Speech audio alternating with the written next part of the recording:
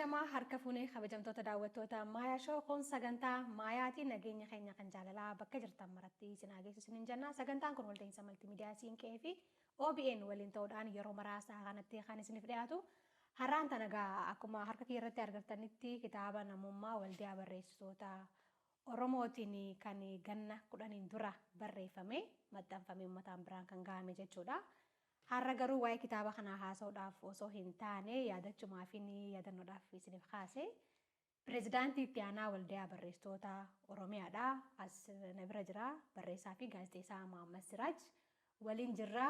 Waa'ee kitaaba torbaan dhuftu seedaa jedhuudhaan yeroo lammaffaadhaaf waldaan kun maxxansiisee baasuuf waa'ee saniitii akkuma waliigalaattuu waa'ee waldaa barreessitoota Oromiyaadha. Irratti haasawinee dhimmoota tokko tokko irratti mari'achuudhaaf as istiidiyoo Maayaatti argamneeti kan jirru. Maammee keenya yeroo lammaffaaf istiidiyoo Maayaatti wal lolaa agarree fi hedduu akkanatti tolee jira. Galatamiin siin jaa. Galanni kan badin. Ayyee akkami? Nagaya galata. Nagayuma. Uma jirra. Bishaan gubateen booda akkami? Bishaan gubateen booda ammoo lagarra kun. Waggaa tokkoo fi wayii istiidiyoo kanatti wal agarree turre. Lamaan gunne lamaaf deemna. Lamaaf deemna? Lama. Lakkii lamaan gunne. Akkasii haa tokko. Har'aan tana waa'ee Maammed Siraaj haasa'uuf osoo hin taane akkuma duratti isiniif ibsetti waa'ee waldaa barreessitoota Oromoodha. Kaasuudhaaf kan jirru mee hundeeffama isaarraa haasnee haaseenu. Ni haasoo hin naati. Waldaan barreessitoota Oromiyaa bara 2010 waggaa 13 irraatti kan hundeeffame. Barreessitoota hangafa kan akka Gaaddisaa fa'aa hundeesse amma lubbuudhaan jiru. Yeroo san hundeeffame amma sadarkaa ammarra jiru kanarra gahuu jechuun waan laaftu miti. Barri sun bara akkam akka ture namni hundi ni beeka. Maquma isaatu yoo fudhannu ta'e maqaan isaa waldaa barreessitoota Oromooti gaafa jalqabaa jechuudha. Maqaa Oromoo jechuudhaan hundeeffamuu hin danda'amu jechuudhaan gara Oromiyaatti kan jijjiirame. Yoo dhugaa jirtu halaallu ta'e immoo ogbarruu Oromoo irratti dalaga waldaan kuni malee ogbarruu Oromiyaati miti jechuudha. Oromiyaa keessa saba adda addaa jira, afaan adda addaati jira. Kan waldaan kun irratti dalagu jiru garuu afaan Oromooti waan ta'eef haala saniin waldaa barreessitoota Oromiyaa jechuun kanatu isa irra ibsa jeetiin amanaan akka miseensa waldaa kanaatitti. Garuu gaachumaan hafeema maqaan kuni maqaan beekamu amma ayyama ittiin qabu waldaa barreessitoota Oromiyaati jechuudha. Haala saniin hundeeffamee rakkoo hedduu bu'aa bahii hedduu keessa dabruudhaan sadarkaa kana ga'e yeroo sanitti jiddugalli aadaa Oromoo kunis hin jiru. Waajjirnis hin jiru ture. Namni bakkuma akka kaaffee kanatti fa'aa wal arkee manuma namaatti fa'aa wal arkuudhaan haala saniin sadarkaa kanarraan gahanii hedduutti dadhaban jechuudha. Akkuma dhimma dhuunfaa isaaniititti maaliif hojii kana hoggoo hojjettu fakkeenyaaf waldaa barreessitoota Oromiyaa keessatti hoggoo hojjettu mindaan si kafalamu hin jiru. Akkuma hojii tola ooltummaa akka nama hojjetuuti jechuudha. Haala saniin hojjechaa turanii amma sadarkaa amma jiru kanarra gahee jechuudha. Amma sadarkaa waajjira qabaachuullee jiddu gala aadaa Oromoo keessaa waajjira qaba. Akkasii jechuudha. Dhugaadha yeroo hundeeffamu san akkuma hundeeffamu jiraachuu baadhullee namoota dafanitti makaman keessaa nama tokko. Hedduu takka even maaliif barbaachisee jechuun faatu haa ture jechuudha. Sadarkaa hedduu keessa dabreeti kan jiru waldaan kuni. Ergasii gaa hojiiwwan hojjetamee fi kaayyoon waldaan kun ittiin hundeeffame hoo maal fa'aa turan? Kaayyoon waldaan kun ittiin hundeeffame guddaan isaa ogbarruu Oromoo guddisuudha. Barreessitoota jajjabeessuudha. Barreessitoonni wanti barreessan kun uummata bira akka gahu akka dubbifamu godhuudha. Kana kaayyoo godhachuudhaan kan hundeeffame. Amma akka kaayyoo keefsan hangamta akka galmaan gahe jennee halaallu ta'e maaliif akkumaan reefu si hime sanitti waldaa kana warri deemuun kun warra mindaan kafalamuufi miti. Amma waldaa biraattis ni beekna. Warra waajjira keessa mindaan kafalamee fi waajjira keessa taa'ee dalaguutu jira. Warri kun amma jireenya mataa isaaniitis ni qaban. Warri waldaa kana hundeesse kun jireenya mataa isaanii maatii isaanii ittiin jiraachifatan qabani. Galii maatii ittiin jiraachifatan barbaaduuf hojii biraati kan isaan hojjetanii. Yeruma qaban isaanii irraa waldaa kanaaf qoodaniiti waldaa kana akkana sadarkaa kanarraan gahanii akka yaadame sanitti gaa hanga karoorfame san galmaan gahuun haala saniin hin dandeemin jechuu dandeenya jechuudha.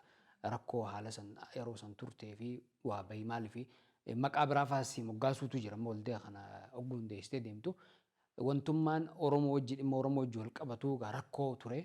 Amma gaa jijjiiramni amma jiru kun yeroo san haalli ture silaa'uu beekama waan ta'eef waan san hunda keessa dabranii gaa akka yaadanitti bakka yaadan san gahuun hin danda'amu ture jechuudha. Amma yeroo ammaa kanatti irra jirtu tanatti fayyadamuudhaan hanga tokko tarkaanfachuun ni danda'ama jeetiin amana malee yeroo sanitti wanti karoorfattuu fi wanni dalaydu garagara waan ta'eef hanga yaadame hin deemne jechuu dandeenya. Egaa waan bara san jiru namni bara san ture ni beekaa kan amma jiru immoo seenaadhaan ni yaadataa jechuudha. Wal bira qabnee yoo laalle tarii xiqqashoo garaagarummaa hedduutu jira. Akkuma ati haastetti yeroo san waajjirri ifiisaa danda'een qabu namuu kaaffee yoo kaa'u inumaa an kan yaadadhu baay'inaan waajjira tokko qabanii obbo Gaaddisaa Rabbi Rahmataa godhuu fi ammallee irra deebiitiin kaasa biiroo isaaniitti kan wal ga'u turre jechuudha gaafa mariin tokko jiraatullee. Garuu namoonni hedduun wanni kaasa maaltu jira quuqamni yeroo san jiruu fi ammaan tana wal bira hin dhufuu jaa. Mee jijjiirama jiru maal akkam jettee ni ibsitan isin akka itti aanaa pireezidaantii waldaa kanatti? Dhugaa quuqamni waliin madaalu dachiisami jechuu dandeenya gabaabumatti jechuudha. Maaliif seete namni yeroo rakkoo keessa jiruu fi yeroo haalli mijaa'uuf tokko miti. Haala mijaa'u sanitti fayyadamurra yeroo rakkoo keessa jiru rakkoo san keessaa bahuudhaafi tattaafata. Yoo wanni takka wanni si qabdu jiraate waan san keessaa bahuuf tattaafatta. Yoo wanni akkasii si qabdu hin jiraanne immoo ammaaliif kitaaba akka feete barreessuu dandeessa yeroo ammaa kanatti jechuudha. Waan feete barreessuu dandeessa. Yeroo jalqaba kitaabni afaan Oromoo barruun afaan Oromoo asoossamni barreeffamu jalqabu lakkoofsa barreessitoota ni beekna. Wagguma 15 duraa nama meeqatu ture abalu jettee himuu dandeessa. Yeroo ammaa kanatti garuu lakkoofsa barreessitoota hin beektu. Saniif amma maaltu jira amma ilmi namaa kan uumama isaatiitti waan dhorkan kana fadhaa beekta.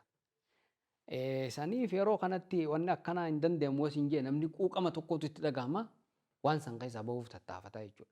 Yoo ammoo namni garagalee sin laalle hin jiraanne namuu danda'a qaba walirratti eeguu takkaatu jira. Haala saniini wanti hanga tarkaanfachuu danda'amu ammallee hin tarkaanfanne jechuu dandeenya jechuudha. Waan hedduutu karoorfama ammaas taanaani waan karoorfatte san deemuudhaaf wanni gufuusitti hullee jiraachuu baatu jechuun wanti gara biraati karaa si cufullee jiraachuu baatu garuma keeysaatiin jechuudha. Waan hunda gara alaatti dhiibu osoo hin taane gara keeysaatiinis rakkoon akka hin deemne sugootu ni jirti jechuudha. Waan akkasiitiin akkuma waldayaatitti yoo fudhannu ta'e barreessitoonni itti gaafatamummaa isaanii hangam akka beekanii. Waldeenni kun akka guddatuuf hojii karoorfate san akka galmaan gahuuf hangam akka deemu jiran. Fakkeenyaaf buusii qaba waldeenni kun. Buusii yeroo eeggatee hangamtu qabala. Yeroo walgahiin jirtu eenyutu hirmaata nama hangamtu hirmaata. Yeroo namni jijjiiramu eenyutu hirmaatee nama isa bakka bu'u filata. Waan akkanaatu jira beektaa. San irraa ka'uudhaan ammaas taanaan hanga danda'amu hin deemne ammallee wanni hafuu hedduutu jira jechuudha. Hayyee hedduu gaariidha. Duratti gizee kaastu waldeenii biraa waan ittiin socho'u durgoo waan akka taaksii kanallee namoonni gaggeessan qabaachuu malan. Muuxannoo isaanii san isin fudhattanii hojiirraa oolchuudhaaf wanti yaaltan jira. Maaliifin kana jee amma namni tokko miseensa hoggaa ta'u waan buufatu qaba. Wanni inni buufatu san immoo akkanumatti qusatanii kaa'uudhaaf osoo hin taane waldeenii kun ittiin socho'uudhaaf waan barbaachisu saniif jechuudha. Gama kanaan siistama mataasaa danda'e diriirsanii deemuu irratti waldaan kun maal fakkaata? Amma buusiin buutu sun mindaa waan ta'uu danda'u miti. Maaliif namni tokko amma fakkeenyaaf miseensi tokko waggaatti qarshii 500 inni buusu 480. Qarshii 20 tagalmee wajjin namni haareenis seenuu 500 kafaleeti haala saniini 500 kafalaa jechuudha. Kanaaf kun waa yaadamu miti jechuudha. Buusii miseensotaatiin mindaa kafalla jechuun waa yaadamu miti. Maaliif wanni adda addaa ni jira baasiin biraa fi akkanumatti baasiin biraa ni jira jechuudha. Waggaatti amma waggaan haaromsuu qabda ayyama kana. Kanaafis baasii baastuutu jira waan adda addaa yeroo maxxansitu baasii baastuutu jira. Wanni guddaan amma kiraadhaaf ammoo inni baasu hin jiru waldeenni kun. Osoo kiraa kafaluu ta'e hin deemu jechuudha hanganumaa maqummaan isaatu hin jiraatu jechuudha maaliif isaa fidee kafalaa jechuudha.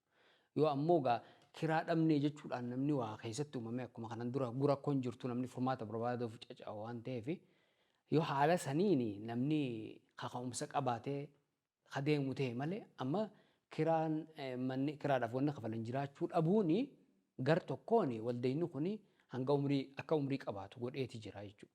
Kanaaf san waa yaadamuu miti amma warri biraattis waldeenyi biraa kan isin jiru waldee barreessitoota biraa mindaan isaan harkatan kun buusii isaaniitirraa miti. Dhaabbata isaan deeggaruutu jira jechuudha. Dhaabbata waldee kana guddisuun qaba jeetti amane kan mindaa kafaluufitu jira jechuudha. Fakkeenyaaf amma waldee baankiin mindaa kafaltuuf hin beekaa jechuudha. Kanaaf namni akkasii itti amanu fakkeenyaaf quuqamni isa keessatti uumamee waldee kana guddisuun qaba jeetti yaadee maaliif yogguu gari amma fedhii fi dandeettii wajjin hin deemtu. Warri waan kana dandeettii qabu fedhii waan kana hin qaban ta'uu mala. Wanni kun hanga wal dhufee wal simatutti rakkoodha jechuudha. Haala sanii wanni akkasii yoo namni akkasitti yaadu jiraate waldee kana gara fuulduraatti tarkaanfachiisuun ni danda'ama jechuudha. Namni waa'ee jireenya isaa yaadaa waldee kanas yaaduun waan hin danda'amneef yoo akkasii akka jireenya isaa kan irraa cufamu ta'e kana abbummaadhaan akkasii oofuu ni danda'ama. Hayyee. Inni biraa waldaan kun dhimmi guddaan itti hundeeffamee ogbarruu Oromoo guddisuudha. Yeroo ammaan kana hoggaa laalluu na caalaatu ni beekta jeetiin kana yaada.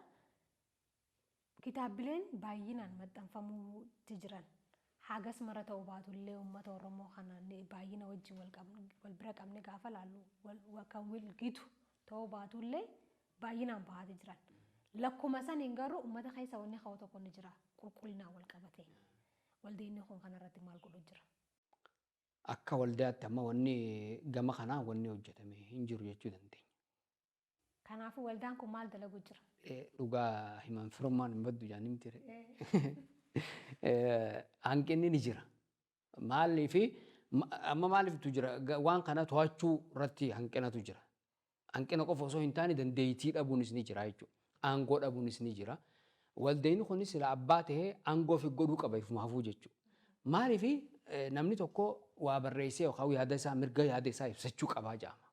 Mirga jechuudha akkuma biyyaatti yoo fudhannu ta'e duruma gaafa rakkinaa jiru jennu sanuu mirga wanni jedhamu takka ni jirti. Namni tokko waan fedhe barreessee baasuudhaaf mirga qabaa jaama. Gama sanii yoo halaallu ta'e amma abbaan fedhe waan fedhe barreessee baasuu danda'a. Waan fedhe barreessee baasuu danda'a garuu wanni inni baasu kuni yoo barreeffama afaan Oromoo kanarratti ogbarruu Oromoo irratti rakkoo haa fidu ta'e waan kana akkamitti dhaabsisuu dandeenya waan kana akkamitti furmaata godhuu dandeenya jechuudha waldeenni kun lafaa ka'ee aangoo fi godhuu qabaa jechuudha.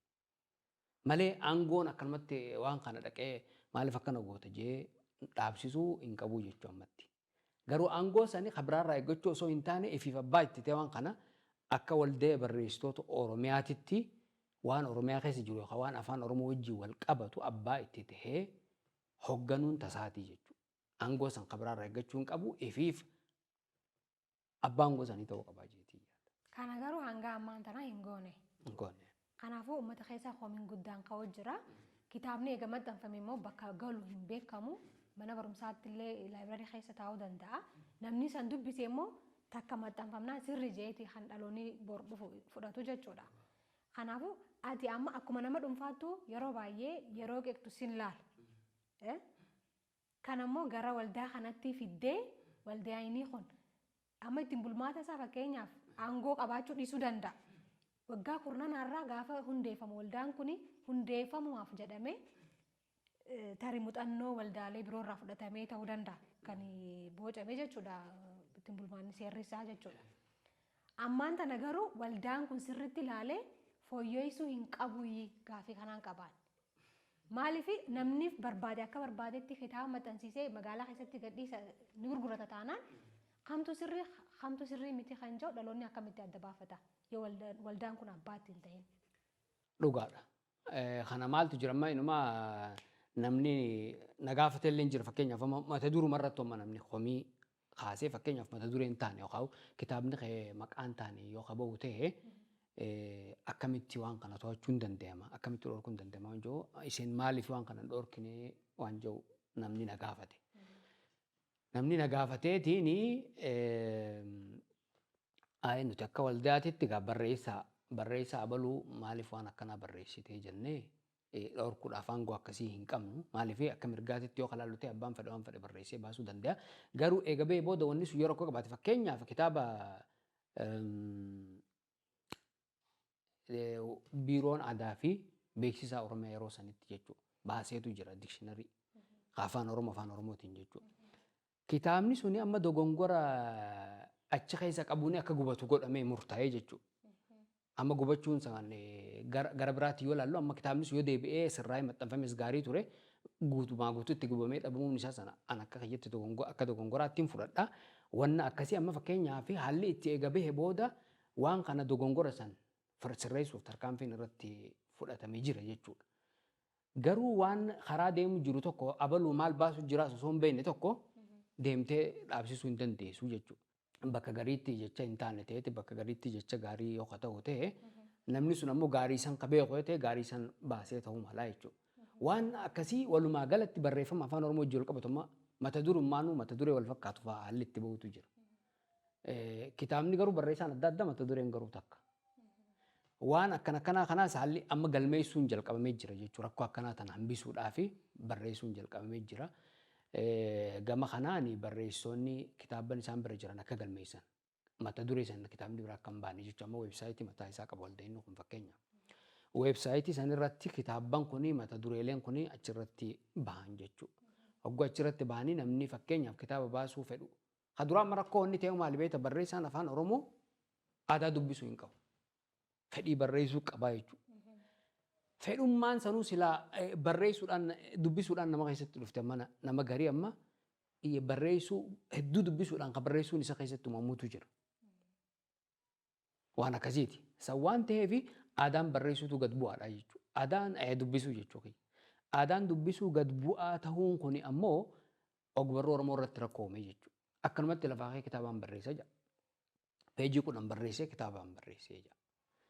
San maaltu fide jechuudha kitaaba dubbisuu aadaa hin qabu sanirraa ka'uudhaan rakkoon akkanaa uumamte waan ta'eef kanarratti akka gaariitti amma fakkeenyaaf waldee barreessitoota Oromiyaa kana qofa osoo hin taane miidiyummaan waan kanarratti dalaguu qaba.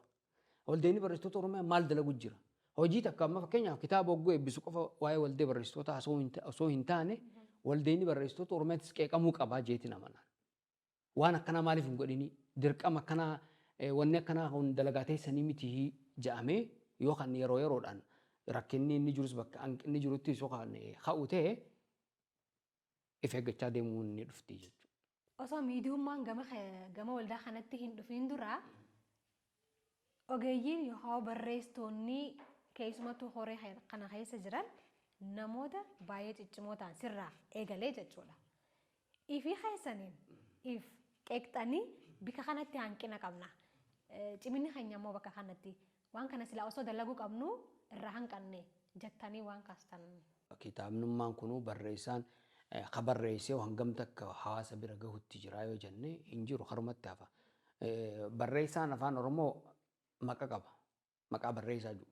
Kan nama nagaa akka duraan ta'u kanatu barreessaa jedhamuu eegala. Faayidaan inni argatu sanii jechuudha. San maali kitaabni isaa uummata bira hin gahu yookaan uummanni hin dubbisu. Rakkoo akkasiitu jira jechuudha. Amma rakkoo san furuudhaaf akka waldaatittis mari'annee mana kitaabaa bakka hundatti banuu qabna. Murtii jirurra geenye san qofa osoo hin taane mana maxxansaallee maaliif dandeettii osoo qabu dandeessii waa barreessuu osoo qabu humna ittiin maxxansuu dhabuudhaan kan karatti hafu meeqaatamtu jira jechuudha. Rakkoo akkasiitis furuudhaaf haala itti mana maxxansaa kanallee qabaachuu dandeenyu wanti mari'annee akka karooraatti illee lafa keenya jira. Kana jechuun yeroo filamne san jechuudha. Yeroo san irraa eegalee hangam takka itti deemne yoo jennee ilaallu taate nu biraas wanni hin guutamin ni jira. Haala jirus yeroo ilaallu ammoo wanni humna teenya ol ta'es ni jira jechuudha. Waan akkasiitiin wanti akka rakkinaatti itti amannee lafa keenya jira. Rakkoo sana ammoo furuudhaaf hanga humna teenya wanni tattaafachuu jirus ni jira jechuudha.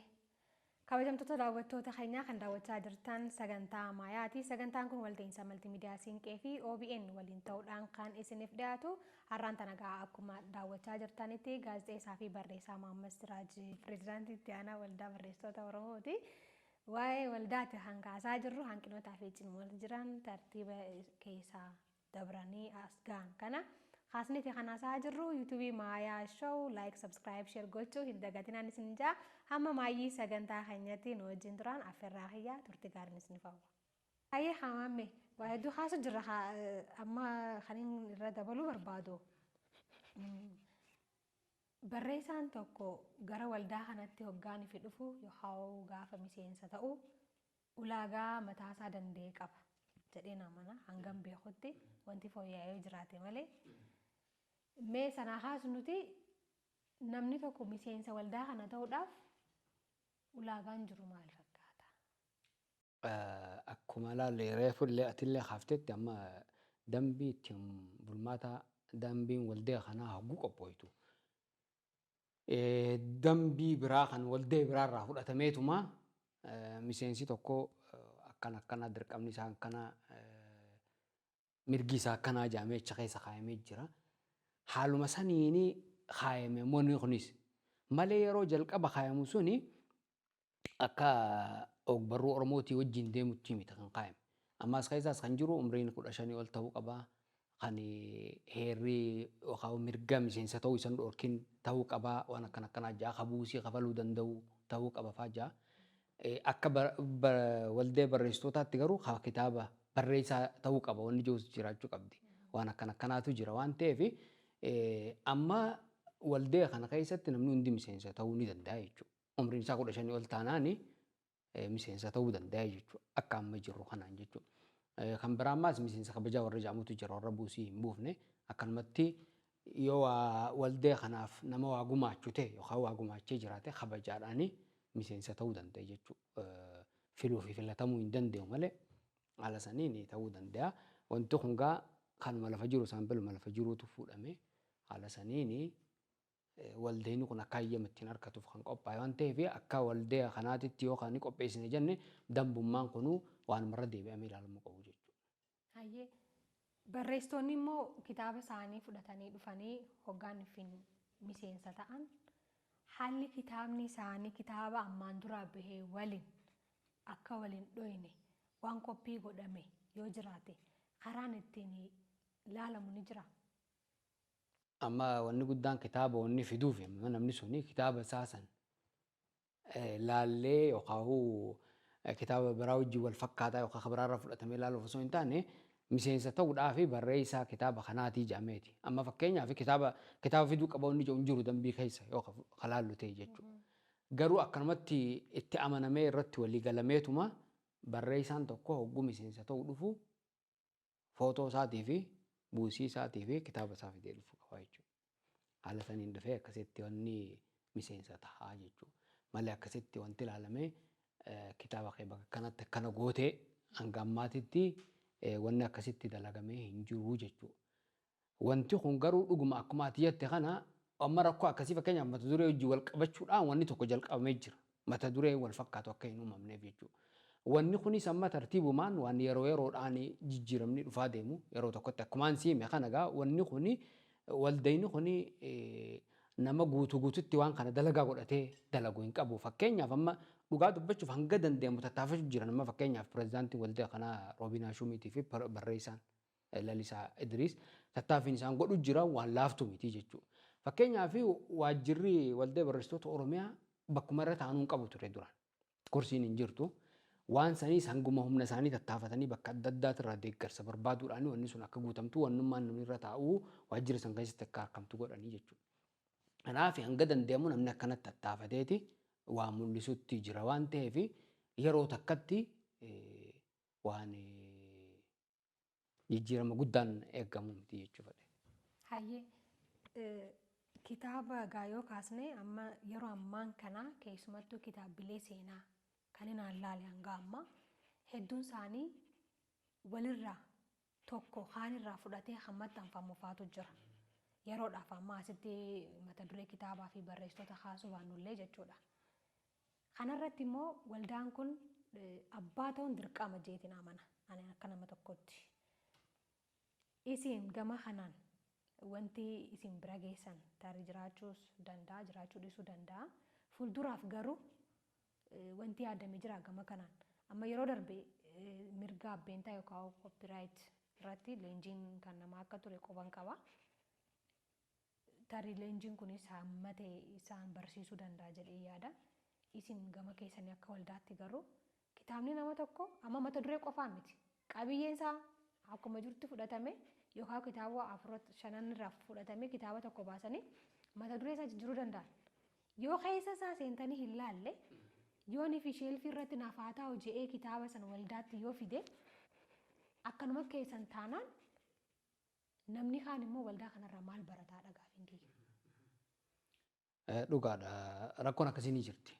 Fakkeenyaaf keeyyata tokko. Anamma kitaabaan akkasii fi farkillee ni jira.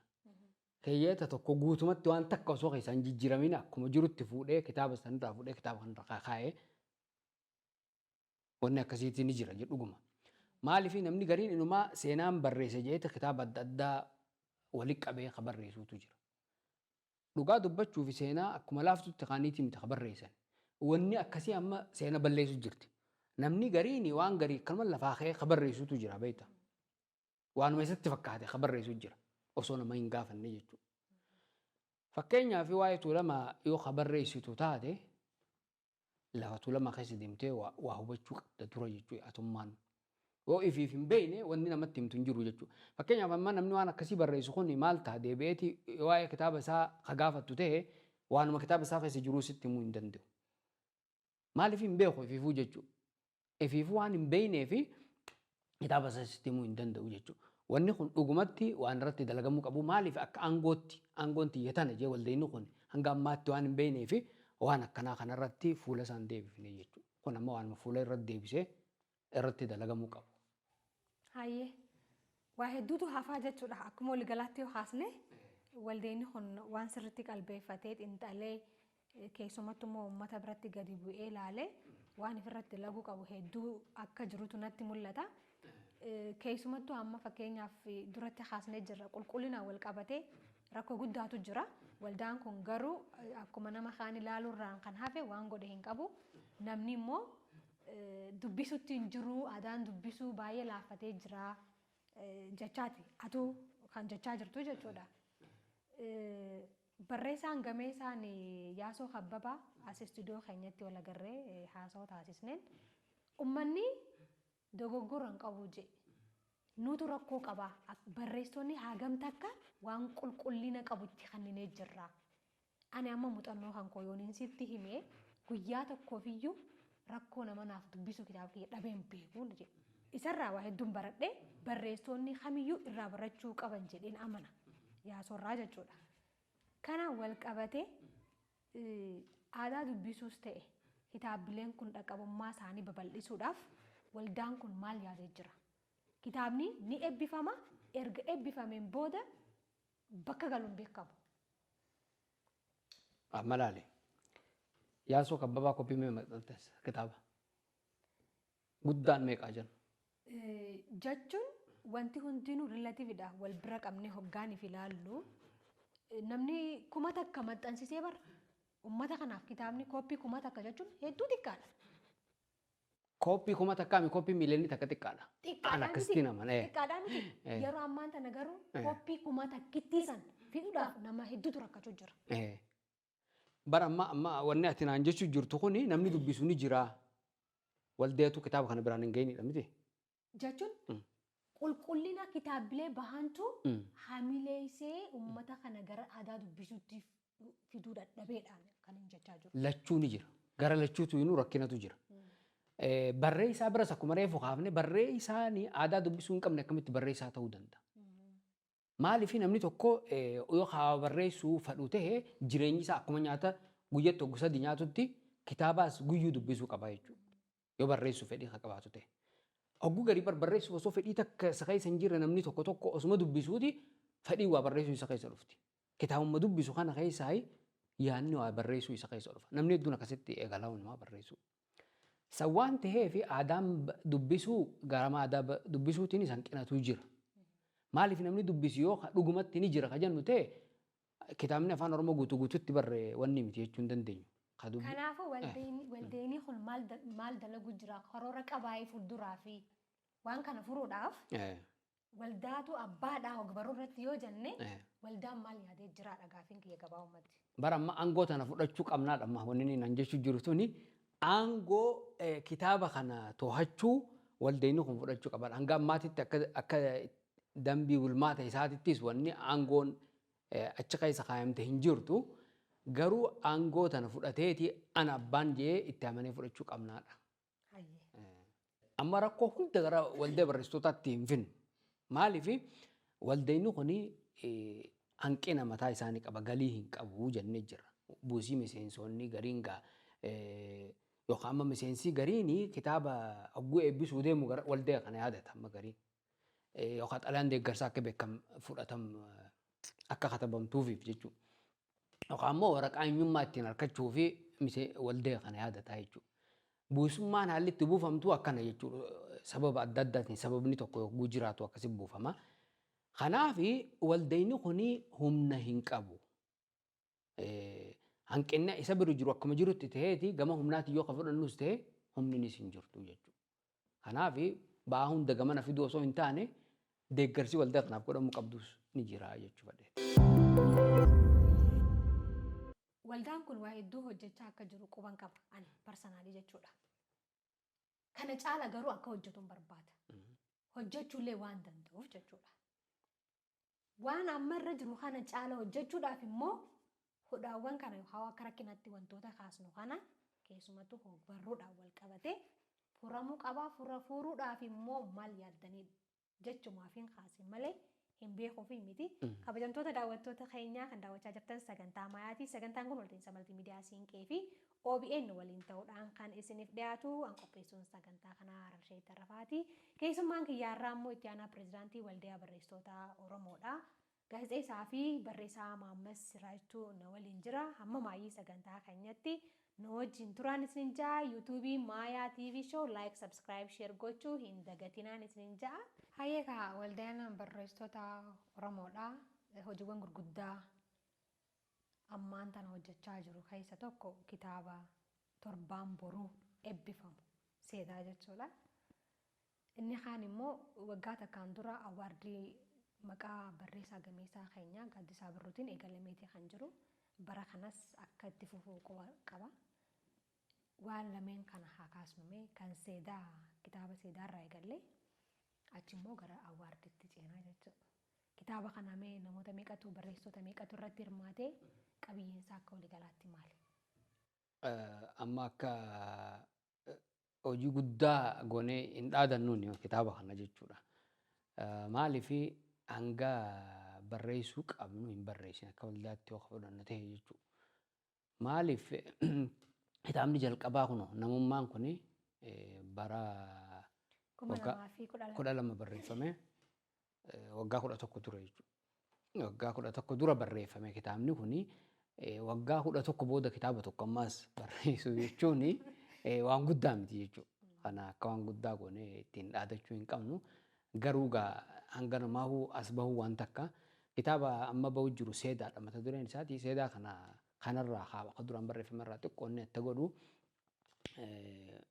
xiqqoo kanarraa guddaa dhalleedha. Gara fuula 200tti siqaa jechuudha. Amma barreeffame kuni barreessitoota gara 13tu keessatti hirmaate.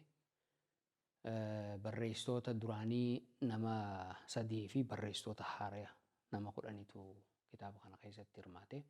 Asoosamummaa jechuudha. Mata duree asoosama gaggabaabaadha. Barreessitoonni adda addaa akka duraanii amma barreessaa asoosama lamaffaa as keessaa qabutu jira jechuudha.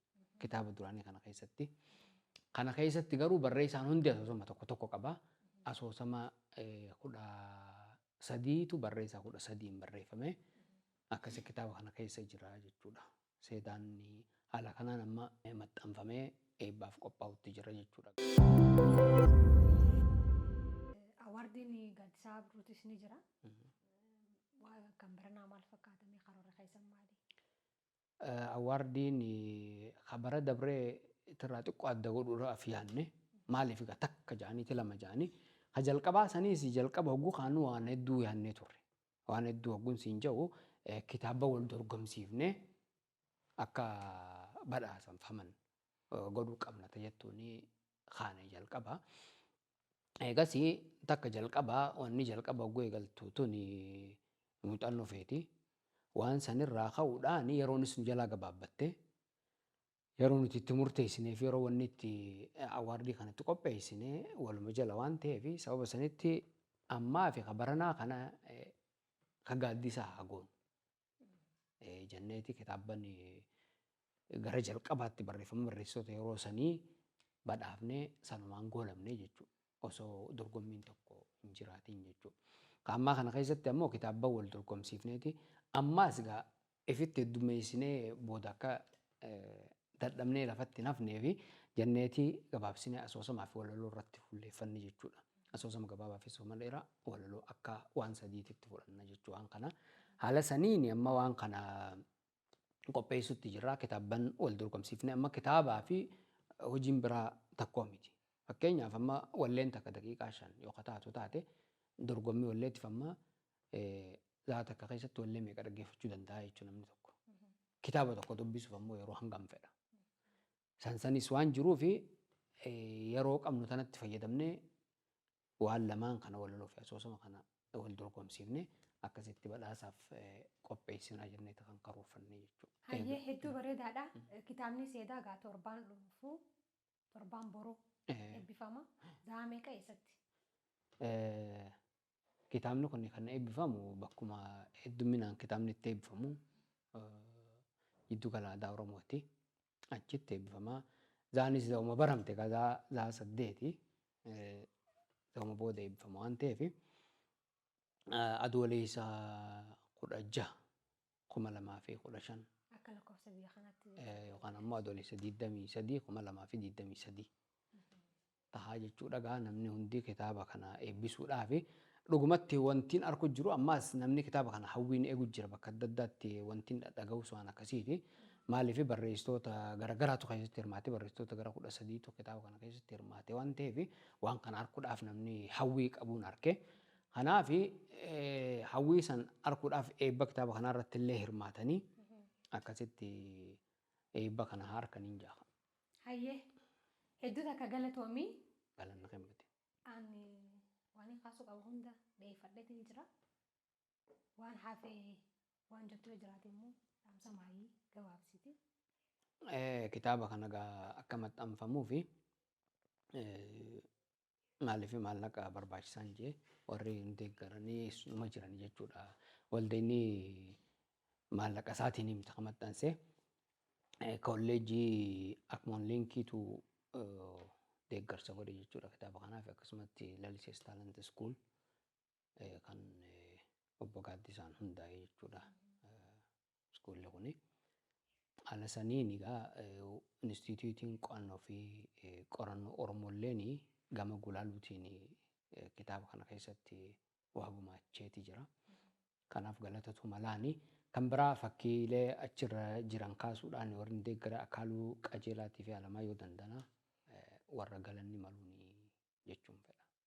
Hayyee hunda isaaniitu galatoomaa jennaani. Atillee hedduu takka galatoomii as istuudiyoomaatti argamtee waldaa barreessitoota Oromoo bakka bu'uudhaanii gaaffiiwwan dhiyaataniif yookaan immoo waan dura mariyaan hunda waan turtii taasisneef galatoomiin siin ja'a. Hayyee kabajamtoota daawwattoota Maayaa Shoo kan daawwachaa turtan sagantaa Maayaati. Sagantaan kun walta'insa maltiimiidiyaa Siinqee fi OBN waliin ta'uudhaan isiniif dhiyaachaati kan ture. YouTube Maayaa TV Show like subscribe share gochuu hin dagatinaan isiniin ja'a. Turtii taasisneen waa hedduu irraa harka argattan abdii guddaadhaan qaba. Hamma torbaanitti torbaan gaarii.